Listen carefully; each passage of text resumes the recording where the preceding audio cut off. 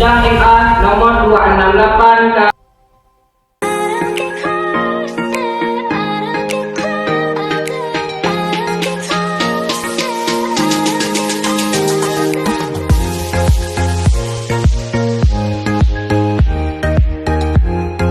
Assalamualaikum warahmatullahi wabarakatuh. Perkenalkan, kami dari kelompok 1 yang beranggotakan 1. Firda Handayani, yang kedua Nadia Aujimah, yang ketiga Rahmadani Fitria, yang akan menjelaskan materi tentang kepailitan. Kemudian ada Wardatil Fitri sebagai pembaca duduk perkara dalam kasus kepailitan yang akan kami angkat. Kemudian ada Nur Hopi Popohan, ada Muhammad Iqbal, dan ada Anissa sebagai pembaca putusan melainkan hakim. Di sini saya akan menjelaskan pengertian valid. Pengertian valid atau kepailitan dapat dijelaskan sebagai berikut. 1. Definisi umum. Valid adalah keadaan di mana seorang debitor, individu, perusahaan, atau badan hukum lain tidak mampu membayar utang-utang yang telah jatuh tempo kepada para kreditornya. Menurut undang-undang, berdasarkan Undang-Undang Nomor 37 Tahun 2004 tentang kepailitan dan penundaan kewajiban pembayaran utang, kepailitan didefinisikan sebagai sita umum atau semua kekayaan debitor pailit yang mengurus dan membereskan dilakukan oleh kurator di bawah pengawasan hakim pengawas. Yang ketiga, syarat valid. Sesuai dengan Undang-Undang Nomor 37 Tahun 2004, syarat untuk dinyatakan valid adalah 1. Memiliki minimal 2 kreditor, dan yang kedua tidak membayar lunas sedikitnya 1 utang atau telah jatuh tempo dan dapat ditagih. Nah, yang keempat itu ada aspek hukum. Kepailitan merupakan putusan pengadilan yang mengakibatkan sita umum atas seluruh kekayaan debitor pailit, baik yang telah ada maupun yang akan ada di kemudian hari. Nah, yang kelima, kepailitan. Tujuan kepailitan. Yang pertama itu untuk menjamin pembagian yang sama terhadap harta kekayaan debitor di antara para kreditor. Yang kedua itu mencegah agar debitor tidak melakukan perbuatan-perbuatan yang merugikan kepentingan para kreditor. Kemudian yang selanjutnya nomor 6, akibat hukum. Debitor kehilangan hak untuk menguasai dan mengurus kekayaannya yang termasuk dalam harta pailit. Yang kedua, segala perikatan debitor yang timbul setelah putusan pailit tidak dapat dibayar dari harta pailit. Kemudian, semua tuntutan dan gugatan mengenai hak dan kewajiban harta pailit harus diajukan oleh atau terhadap kurator. Kemudian yang selanjutnya ada prinsip hukum. Kepailitan menganut prinsip paritas kreditorium, kesetaraan kedudukan dan para kreditor, dan pari passu pro parta parte, pembagian harta debitor kepada para kreditor secara proporsional. Baik, duduk perkara kasus pelit putusan nomor 268K garing PDT titik suspelit garing 2015 bahwa dari total piutang pajak sebesar 12.275.221.260 juta rupiah, Kantor Pelayanan Pajak Pertama Medan Belawan hanya memperoleh pembagian sebesar 609.781.290.35 sen dengan rincian 2.100.000 rupiah. Bahwa kreditor separatis yaitu PT Bank Negara Indonesia Persero Tbk memperoleh pembagian yang jauh lebih besar yaitu senilai 56.714.932 sen. Bahwa kedudukan piutang pajak mempunyai hak mendahulu dinyatakan dalam putusan Mahkamah Republik Indonesia Mahkamah Agung nomor 070 PK garing PDT titik sus garing 2009 perkara peninjauan kembali perdata khusus antara KPP Pratama Jakarta Tanah Abang 2 melawan kurator PT Artika Optima Inti dalam Pelit dan PT Bank Mandiri Persero Tbk. Bahwa pemohon peninjauan kembali adalah instansi pemerintah yang merupakan representasi negara yang tidak dapat diduduki sebagai kreditor berdasarkan pasal 1 angka 2, angka 3, angka 6, dan angka 11 berdasarkan Undang-Undang Kepailitan dan PKPU nomor 32 tahun 2004. Bahwa perbuatan kurator yang telah membuat daftar pembagian yang mendapatkan piutang pajak Kantor Pelayanan Pajak Pertama Medan sebesar Rp12.273.121.260.000 sebagai kongruen sehingga mendapat pembagian sebesar 607.681.293.500 sen dan membayarkan terlebih dahulu piutang lainnya, yaitu piutang separatis dan piutang kongruen, merupakan perbuatan yang melanggar dan bertentangan dengan undang-undang.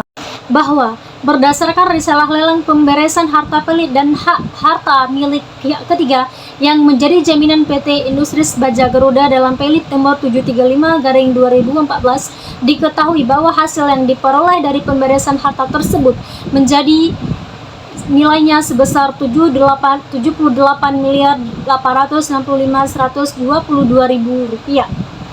Bahwa dalam meringkasan daftar pembagian tahap pertama dari hasil penjualan harta pelit dan harta milik pihak ketiga yang menjadi jaminan utang PT Industries Baja Garuda yang dibuat oleh kurator PT Industries Baja Garuda, hanya dicantumkan jumlah pembagian kepada kreditur PT Industries Baja Garuda dengan nilai total 62.452.162.843.31 sen. Bahwa pembagian yang dilakukan oleh kurator kepada kantor pelayanan pajak Pratama Medan Balawan hanya sebesar 607.681.290.35.000 sen. Ini berarti bahwa kurator telah melanggar undang-undang dan tidak memberikan perlindungan terhadap kepentingan negara, dalam hal ini kantor pelayanan pajak Pratama Medan Balawan. Bahwa dengan tidak tertagihnya sisa hutang pajak sebesar 11.665.439.969.35 sen lewat proses kepalitan ini, maka keuangan negara akan dirugikan karena penerimaan negara akan berkurang, yaitu sebesar 11.665.439.969.65 sen. Bahwa dalam hal tunggakan pajak, sebagaimana dimaksud dalam keberatan ini tidak dapat dilunasi secara penuh oleh harta pelit, maka pelunasannya akan didasarkan pada ketentuan pasal 32 ayat 1 huruf B dan ayat 2 Undang-Undang Nomor 6 Tahun 1983 tentang Ketentuan Umum Undang-Undang Nomor 16 Tahun 2009 junto pasal 1 angka 3 Undang-Undang Nomor 1997 tentang penagihan pajak dengan surat paksa, sebagaimana telah diubah terakhir dengan Undang-Undang Nomor 19 Tahun 2000 Undang-Undang PSP. Bahwa dengan demikian kurator sebagai wakil PT Industries Baja Garuda dalam hal kali ini dapat dimintai pertanggungjawaban secara pribadi atau secara renteng terhadap pelunasan sisa hutang pajak yang tidak dilunasi oleh kurator dalam proses kepalitan ini. Mengingat kurator seharusnya melunasi terlebih dahulu seluruh piutang pajak. Pada hari ini, hari Senin, tanggal 1 Juni 2024, sidang perkara MA nomor 268/PDT/Pilot/2019 antara Kementerian Keuangan Direktorat Jenderal Pajak melawan Arif Ahmad Saiful. Majelis Hakim memasuki ruang sidang. Hadirin dimohon berdiri.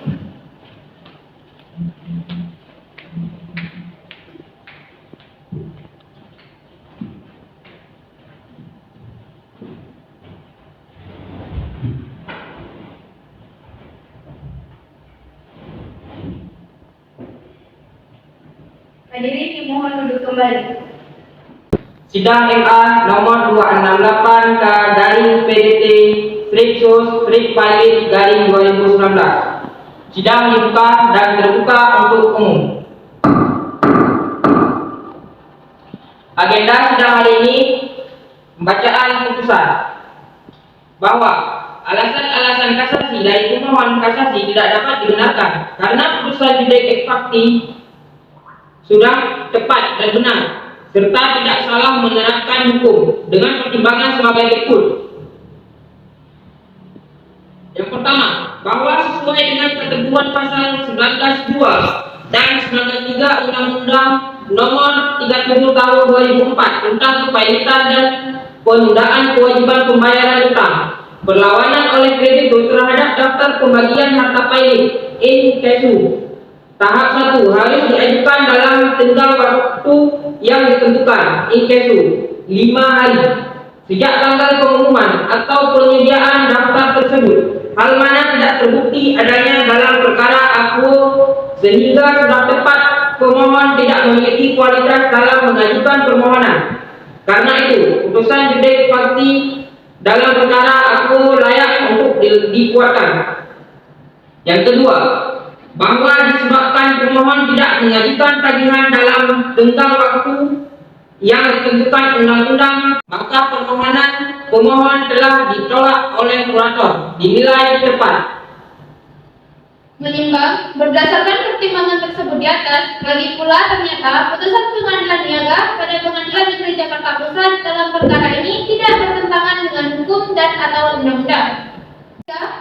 Permohonan kasasi yang diajukan oleh pemohon kasasi Kementerian Keuangan RI, Direktorat Jenderal Pajak, Kantor Wilayah Sumatera Utara 1, Kantor Pelayanan Pajak Pertama Medan Pelalawan tersebut harus ditolak. Menimbang bahwa karena permohonan kasasi dari pemohon kasasi ditolak, maka pemohon kasasi harus dihukum untuk membayar biaya perkara. Memperhatikan Undang-Undang Nomor 37 Tahun 2004 tentang kepailitan dan penundaan kewajiban pembayaran utang, Undang-Undang Nomor 48 Tahun 2009 tentang kekuasaan kehakiman, Undang-Undang Nomor 14 Tahun 1985 tentang Mahkamah Agung, sebagaimana telah diubah dengan Undang-Undang Nomor 5 Tahun 2004 dan perubahan kedua dengan Undang-Undang Nomor 3 Tahun 2009 serta peraturan perundang-undangan lain yang bersangkutan. Mengadili. 1. Menolak permohonan kasasi dari pemohon kasasi Kementerian Keuangan RI Cabang Direktorat Jenderal Pajak Cabang Kantor Wilayah Sumatera Utara 1. Cabang Kantor Pelayanan Pajak Pratama Medan Belawan. 2. Menghukum pemohon kasasi atau pemohon untuk membayar biaya perkara dalam tingkat kasasi yang ditetapkan sebesar Rp 5 juta rupiah. Bagaimana pihak hukum penggugat sudah paham dengan isi putusan yang sudah dibacakan? Bagaimana penasihat hukum tergugat sudah paham dengan isi putusan yang sudah dibacakan? Sudah yang mulia. Baiklah.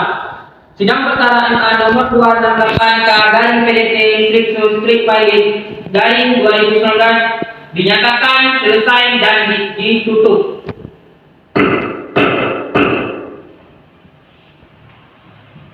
Majelis hakim meninggalkan ruang sidang. Hadirin dimohon berdiri.